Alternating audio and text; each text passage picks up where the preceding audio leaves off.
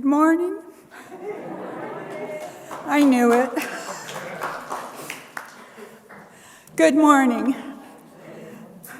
Welcome to the live stream service from the First Unitarian Church of Hamilton as we try this once again.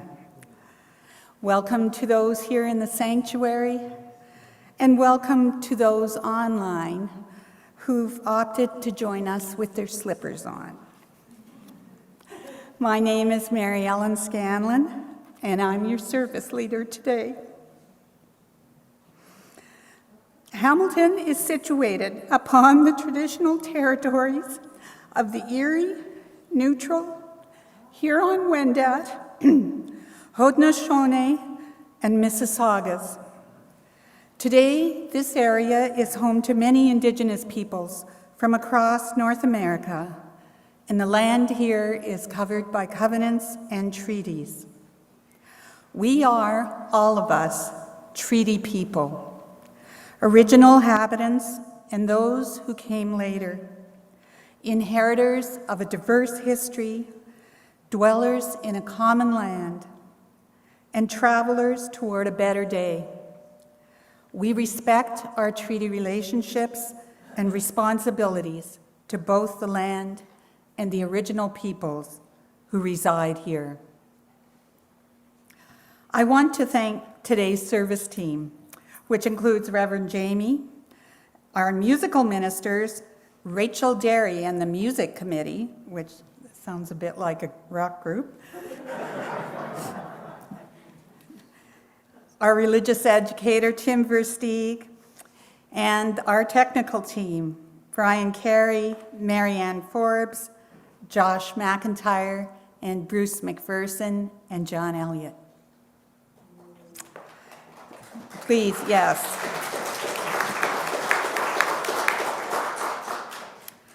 Now, as usual, the online folks are already muted, and I would ask the people here to do the same. Please ensure that your devices are off. And as for singing, we ask you to sing in your heart today. I know it's difficult, but feel free to sway and bop to the music as you see fit. Our goal in this congregation is to extend our hearts in welcome to whomever you may be and wherever you choose to worship. We are connected through our desire to live out our ideals of peace, love, and justice for all. We are here to love one another and encourage each other in our spiritual growth.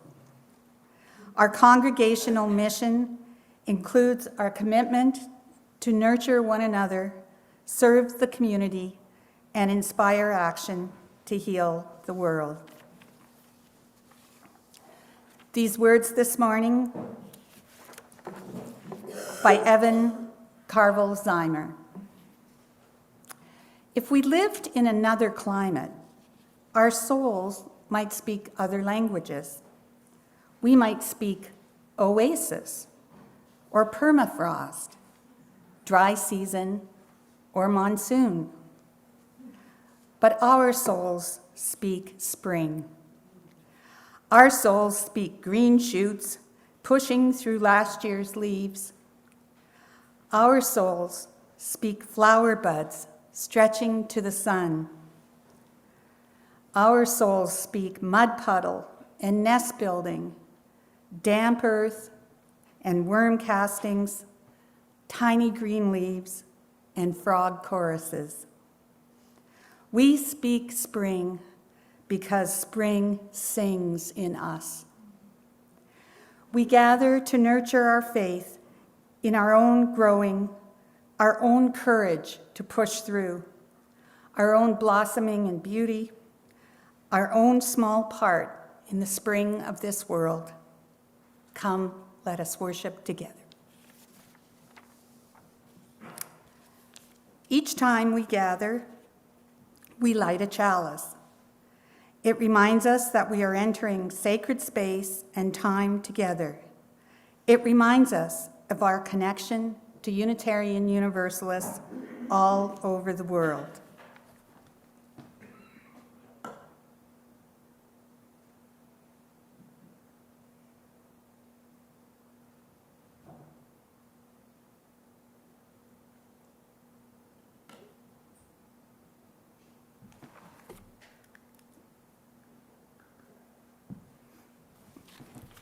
Please join me in reciting our unison chalice lighting words.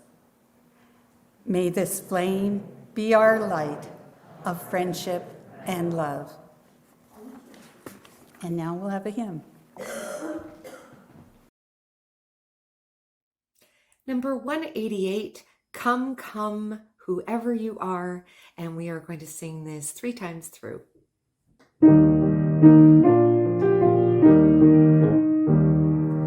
Come, come, whoever you are, wanderer, worshiper, lover of leaving, ours is no caravan of despair.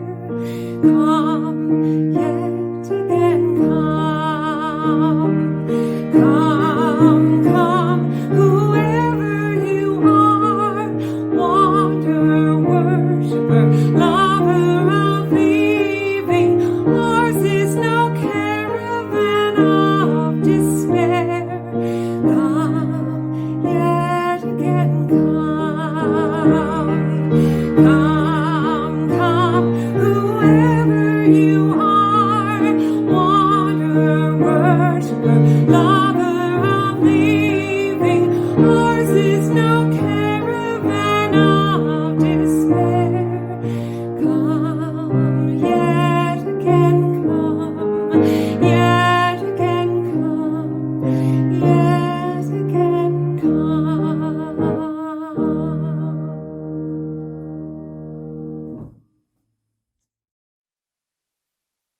So as in December, our children are happily gathered in Fellowship Hall, and I will be departing after the Story for All Ages and taking the children's chalice with me to connect our 2 ends of the church.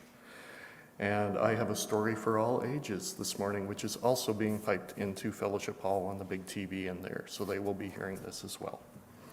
And before I begin, though, I'd just like to comment about the story. The story for all ages this morning is called The Dead Tree.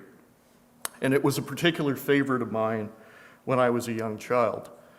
Now, before you think me uncharacteristically morbid, growing up, I would share that the story was later reprinted with the title, The Gift of the Tree, and illustrates the pattern of life is circular, and that for every loss, there are gains as well.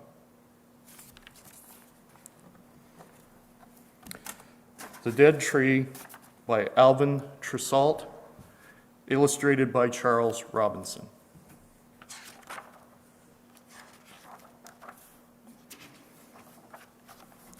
It stood tall in the forest. For 100 years or more, the oak tree had grown and spread its shade. Birds nestled in shelter. Squirrels made their homes in ragged bundles of sticks and leaves held high in the branches. And in the fall, they garnered their winter food from the rich rain of acorns that fell from the tree. Tucked inside its gnarled roots, small creatures found safety from the fox and owl. Slowly over the years, the forest soil increased as the brown, leathery leaves, shaken down by the autumn winds, moldered under the snow. But even as the tree grew, life gnawed at its heart. Carpenter ants tunneled through the strength of the oak. Termites ate out passageways in its wondrous patterns. A broken limb let the dusty spores of fungus enter the heartwood of the tree, and a rot spread inside the healthy bark. Year by year, the tree grew weaker as its enemies worked, and each spring fewer and fewer leaves unfolded, and its great reaching branches turned gray with death. Woodpeckers peppered the limbs with holes, looking for the tasty grubs and beetles that had tunneled the wood, and here and there they dug bigger holes to hold their babies. In winter storms, one by one, the great branches broke and crashed to the floor of the forest, until there remained only the proud trunk, holding its broken arms up to the sky. Now it was autumn weather, and it was long and lazy. Yellow, gray, and misty mornings, middays filled with false summer warmth, and the nights pierced with frost. Then came a day of hurricane wind and slashing rain, and as the fierce wind shrieked through the forest, the tree split off and crashed to the ground. There it lay shattered, with only a jagged stump to mark where it had stood for so long.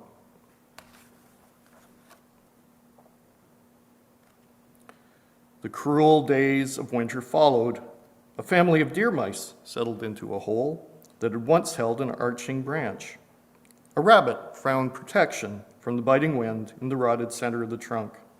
And the ants and termites, the dormant grubs and silent fungus waited out the winter weather until under the bark and deep in the wood. In the spring, the young sun warmed the forest floor, and acorns sprouted to replace the fallen giant. Now new life took over the dead tree.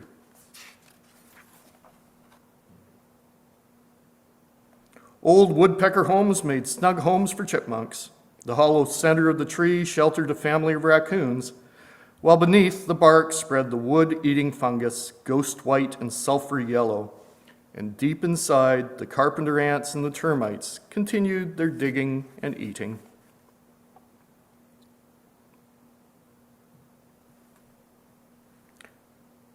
On the underside, where the tree lay half buried in the damp and musty leaf loam, the mosses stitched a green carpet, softer than the softest wood. Fragile ferns clustered in its shadow, mushrooms popped up out of the decaying mold, and scarlet clumps of British soldiers sprinkled the loosening bark. The years passed, and the oak-hard wood grew soft and punky. It crawled with 100,000 grubs and beetles, centipedes with their scrambling, scurrying legs, snails and slugs all fed on the rotting wood, and earthworms made their way through the feast, helping to turn the tree once more into earth. Pale shelf fungus clung to the sides like clusters of giant clamshells, eating away and growing as the tree decayed.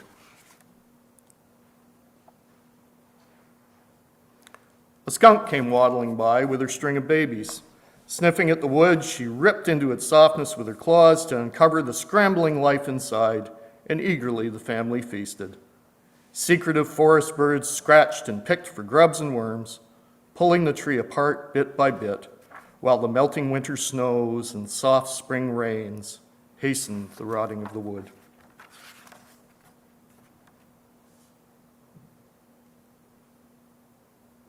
And in this way, as new trees grew in strength from acorns that had fallen long years ago, the great oak returned to the earth.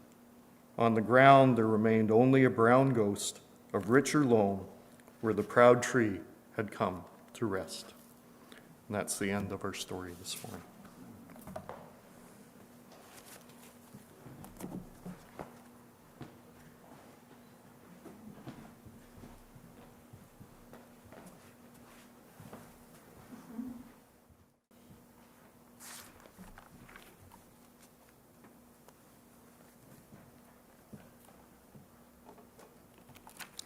I understand that creativity covers a wide spectrum of imagination expressed through activities and ideas.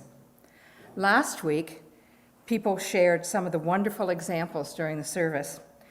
Sheila Dunduli and Catherine Schuller and my grandson Greg. I was blown away by all of them. To many, creativity seems like a fun, positive word. Being creative is like having freedom to make something new and different, a pleasant and hopefully productive pastime that allows you to produce something from your creative mind. Not to mention the chance to lose yourself completely in a different world and regroup.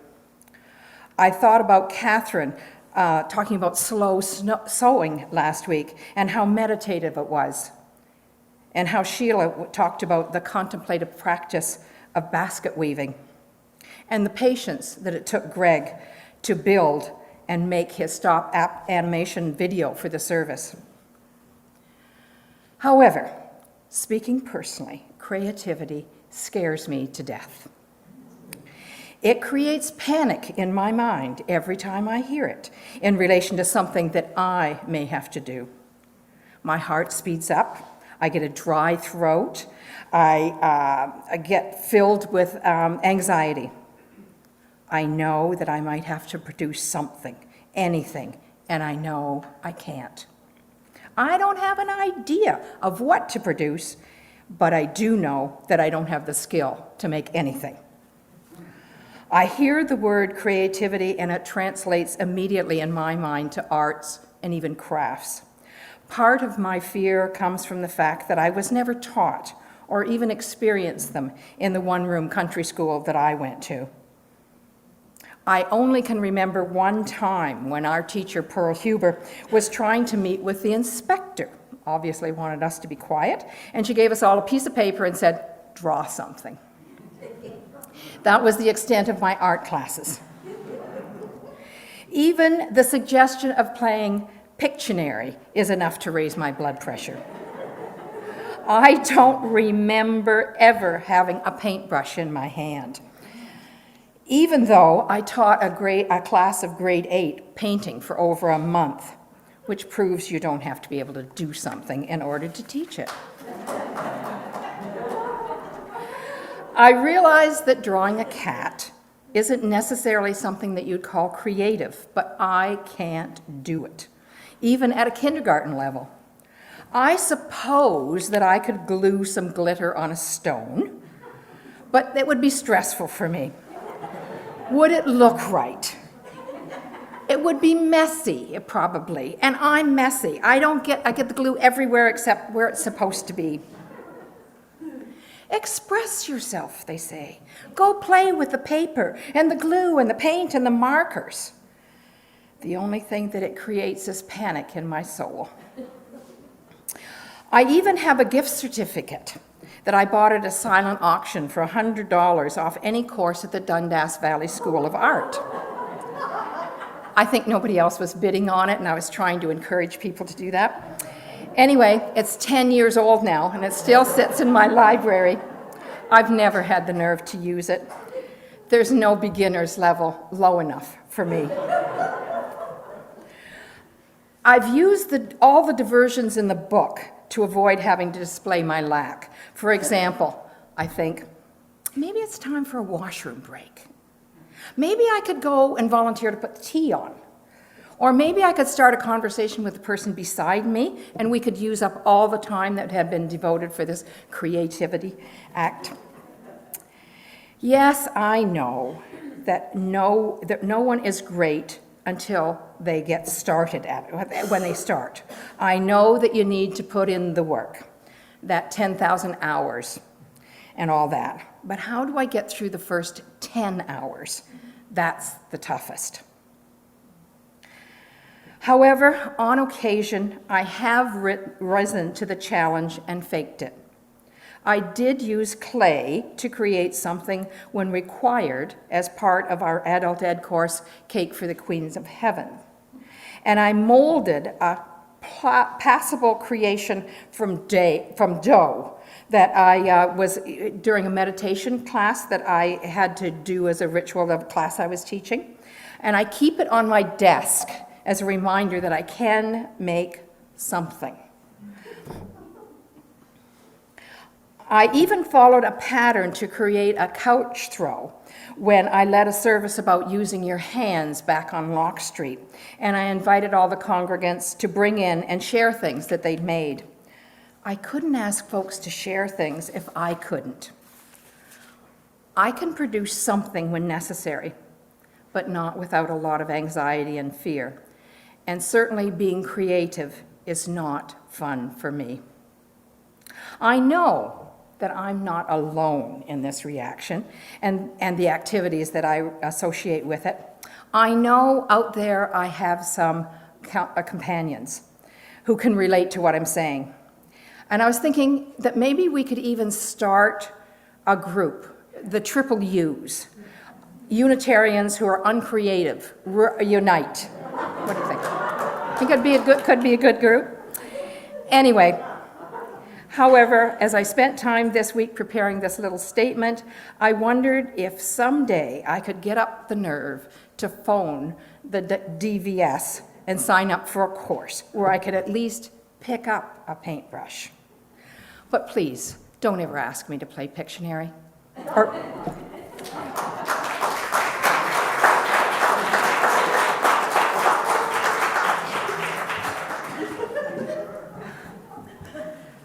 Barb, I think we should go to art class together. We are going to create something together today in our meditations. As we mark the 2-year anniversary of the closure of our building in response to the COVID-19 pandemic, it makes sense to pause here and rest in a time of reflection and dwell in this present moment, in our laughter and our joy of being back together, but also holding that awareness that we have been on a journey, 2-year journey that is yet unfinished.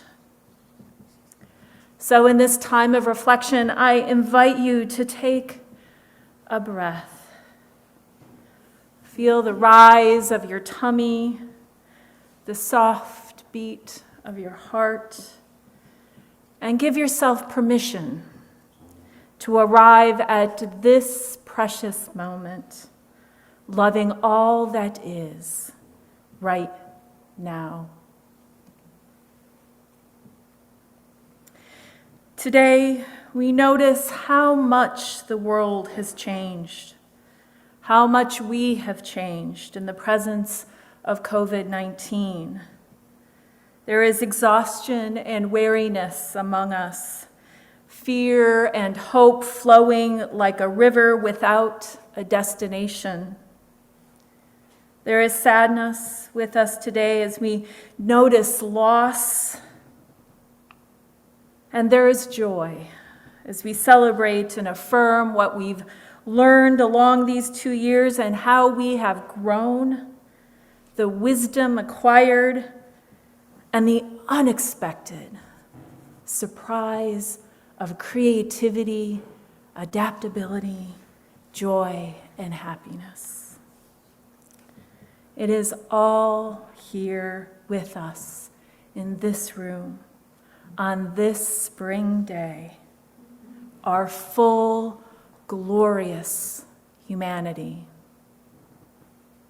In December, when we had our one-day reopening celebration, which was great, Gail Ruppel opened our service with a poem by Khalil Gibran on joy and sorrow, and I share that again today. A piece of it reminding us that joy and sorrow are held together. Some of you say joy is greater than sorrow, and others say, nay, sorrow is the greater. But I say unto you, they are inseparable. Together they come, and when one sits alone with you at your board, remember that the other is asleep upon your bed. As we sit and savor a time of quiet reflection, I invite you to jot down on the flower petal you received when you arrived a grief, a sorrow, a sadness, a regret that has been with you this past 2 years.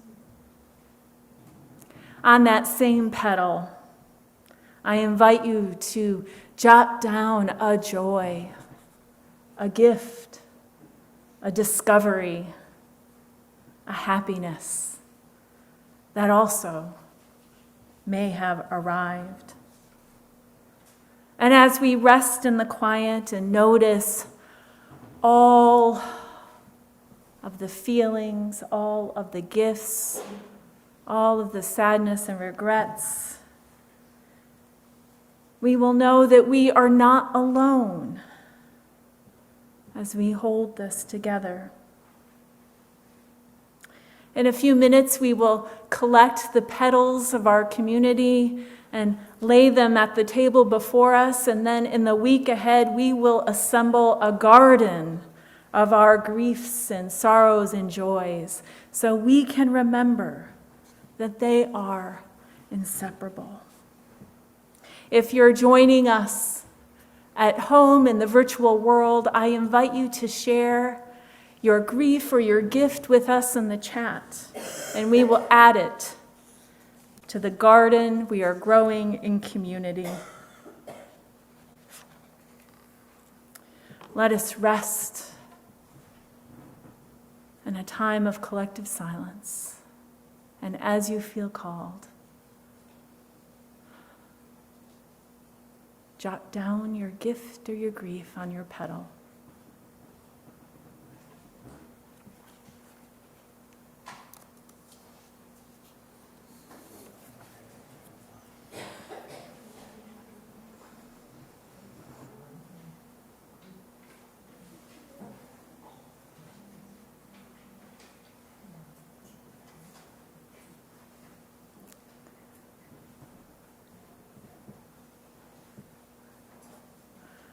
Our ushers will pass baskets to collect our flower petals in a few moments.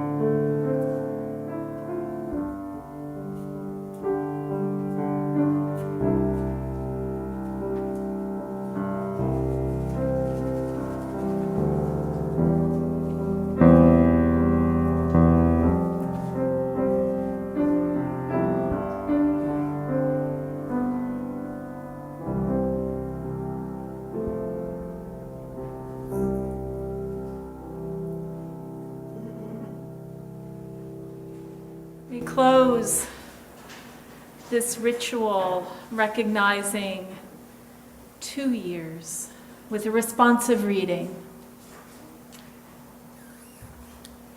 The word courage comes from the Latin cor, which means heart. According to poet Mark Nepo, the original use of the word courage meant to stand by one's core, a striking concept that reinforces the belief found in almost all traditions that living from the center is what enables us to face whatever life has to offer. To encourage means to hearten, to impart strength and confidence. This is our work as a religious community, to encourage one another, to be bold in engaging the world around us, as well as what scares us internally, to give one another the confidence and heart to live as fully as possible. And the congregation responds, With full hearts, we affirm our relationships with one another. We recognize our agency and our connective power. We accept our responsibility to be bold and courageous. We celebrate this day together, a symbol of all that we are, all that we have done together, and all that will be, as our shared ministry encourages those within and beyond our walls. May it be so.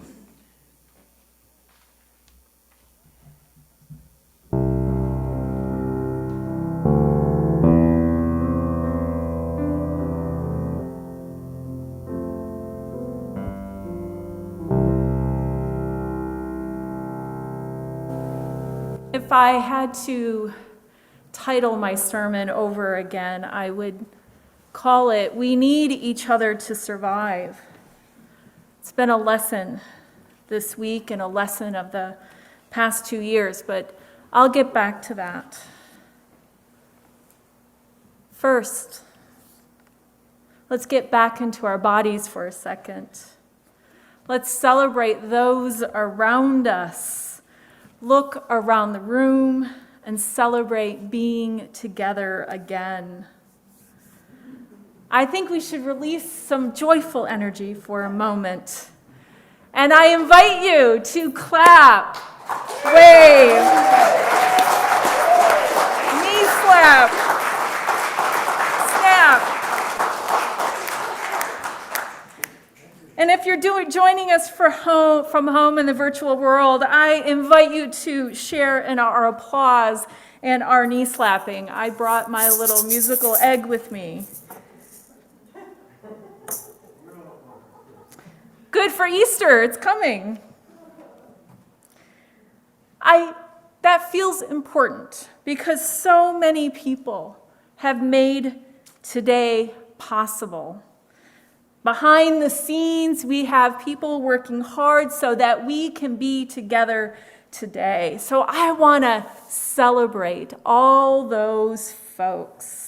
Our tech team, for sure, they were here early setting all of this up and making sure we sound good, so thank you. Our music ministry, this is the first time in 2 years that we're singing together or in the presence of our choir, and the first choir rehearsal in 2 years was this week. And our music today is resonant of the services from 2 years ago. The song that we sung on the service before we closed, and we'll end today with the song that you didn't get to sing. And we'll sing that today. It gets me.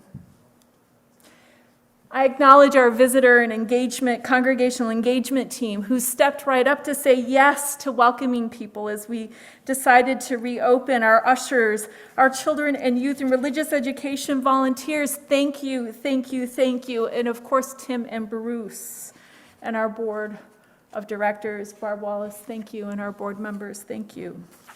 There's a lot to celebrate, and it is good to be here together again. Now, of course, the story of the pandemic is unfinished, and we live inside a notion that this could be temporary, and that's okay. We are learning every day how to adapt, how to be agile, how to move with the ebb and flow of the world around us. This week, I've been listening deeply to the many stories present in our world, marking the anniversary of the closure of the congregation's building as COVID-19 was declared a pandemic, a global pandemic. Stories move between feelings of relief when the first announcement of isolation was arrived. Yay, I get to stay home. To fear as the virus attacked the most vulnerable members of our community. Sadness as it became clear that the 2 weeks of lockdown were going to last just a wee bit longer. To anger as the world noticed the inequity of the impact of COVID-19 and the inequity of access to vaccines, both local and global. I've heard incredible stories of adaptation. First, Hamilton quickly identified what was needed to pivot into the virtual world. You quickly made a powerful commitment to staying connected and ensuring an ongoing sense of belonging was available and accessible to members and friends in the wider community. It seems that you instantly recognized the threat of isolation and responded to that threat in the most beautiful way, with love. I hear stories of how you collectively leaned into the learning of new technology, how you welcomed new formats for Sunday service and took creative risks to build community in new ways. Our music program flourished. Thank you. Thank you. I hope you feel proud and really savor the courage, the heart that is alive in your pandemic story. It is beautiful and enduring. It's a story of collective resilience, creativity, and love. Perhaps you will keep telling this story in the years to come. Keep tuning into it to discover more about the pandemic as an archive of complicated feelings and collective trauma. Take time to celebrate the creative power of community and its capacity to respond to frightening, uncertain, and dangerous times. There is, at the root of this experience, a story of collective transformation, one that remains unfinished as the world continues to live into its resolution. Over the last few weeks, we've been celebrating creativity in our lives and in our community, noticing ourselves as creators of a world shaped by our deepest, dearest aspirations for equity and justice for people in the earth. The creative spark is pretty sexy, the flash of inspiration, the awakening, yet we can't romanticize the creative impulse. Not everyone leaps for joy when an invitation to create is extended. I actually rather count myself as one of those folks. I feel a flush of panic rise in me when I'm asked to create something right out of the blue. When Barb Wallace shared the honesty of her fear with us, I felt it. It is scary to get that lump of clay, to hold it without any idea of what will happen next. Scary to look into the world and wonder, what are we doing here? There is something existential about that moment that is relatable, important, a sort of staring into the abyss kind of moment. Naming fear and anxiety, naming the fear and anxiety that show up in a flash of inspiration is also the human, tender parts of ourselves that are vulnerable to feelings of overexposure. Our creative power can surface those feelings as we wonder about our sense of place and risk saying yes to the unknown, to the mystery, to a future for all people and the earth. And we remember from Brené Brown that the sharing of our vulnerability actually invites us into deeper connection with people, invites us into loving relationship. It's the antidote to shame and worthlessness and the portal to belonging. A lesson of the pandemic broadly is discovering connection during a time of tremendous vulnerability. I hope you see how beautiful this is, how beautiful this community is in the wake of that experience.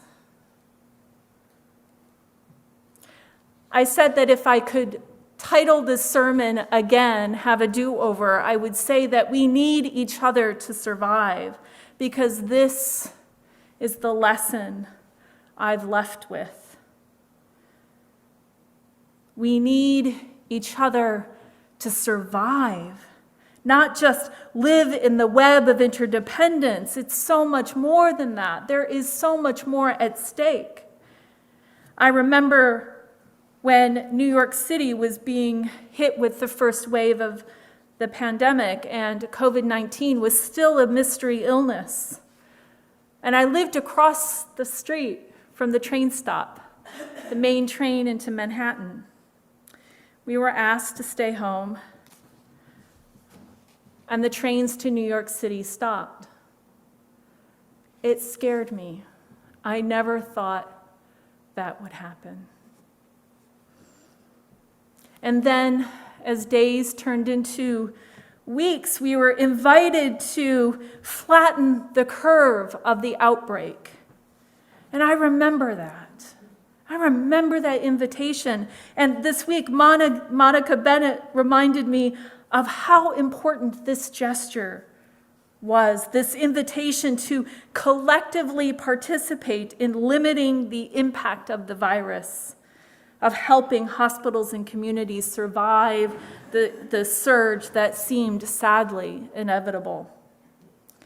It gave each of us agency to care for ourselves and for each other so that we might survive. The creative impulse in our world is deeply collaborative and connected. We are never alone. And I'll say it one more time, we need each other to survive, not just live, but survive. This is root cause creativity. We can live and love each other and the earth inside that awareness, and we will transform the world. As Beverly Horton reminded us this weekend, we must be that love, that place of belonging, that home for each other and the world.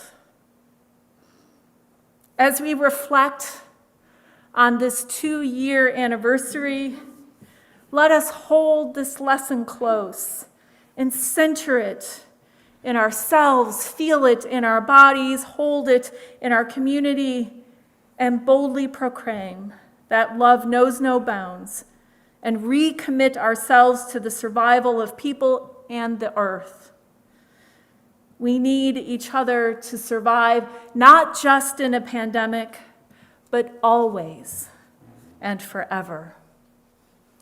May it be so.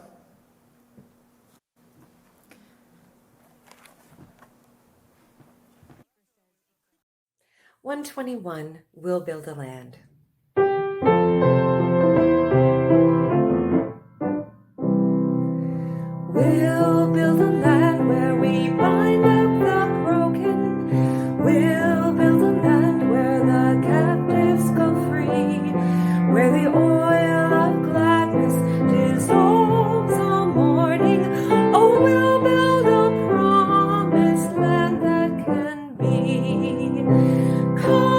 build a land where sisters and brothers, anointed by God, may then create peace, where justice shall roll down like waters, and peace like an ever-flowing stream. We'll build a land where we bring the good tidings to all the afflicted and all those who mourn, and we'll give them gardens instead of ashes. Oh, we'll build a land where peace is born.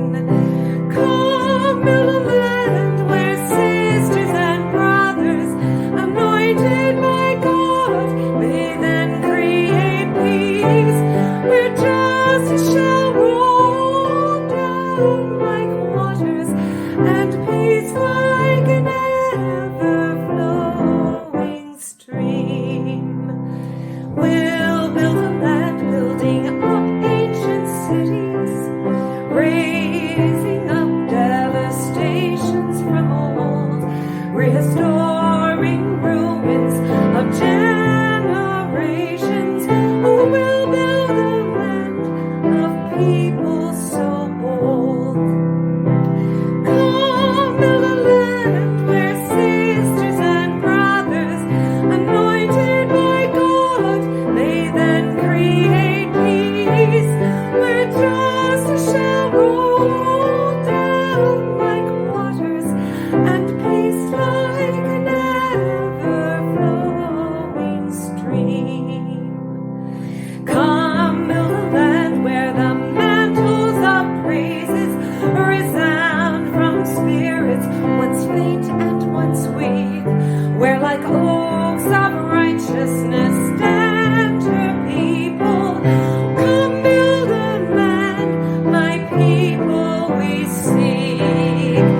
Come, build a land where sisters and brothers, anointed by God, may then create peace, where justice shall roll down like waters, and peace like an ever-flowing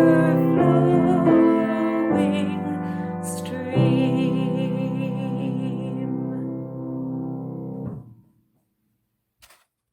That is the song we didn't sing in March when we closed the building in response to the pandemic. So we hold that song and notice the circle we have completed. Go, beloveds, holding the sorrow and the joy, inspired all we have endured, learned, created. Go prepared to build a world fastened with our love, and always remembering we need each other to survive. Spring has arrived. May our hearts come alive, alive in the mud and magic, and be renewed and restored by our belonging to the mystery of life.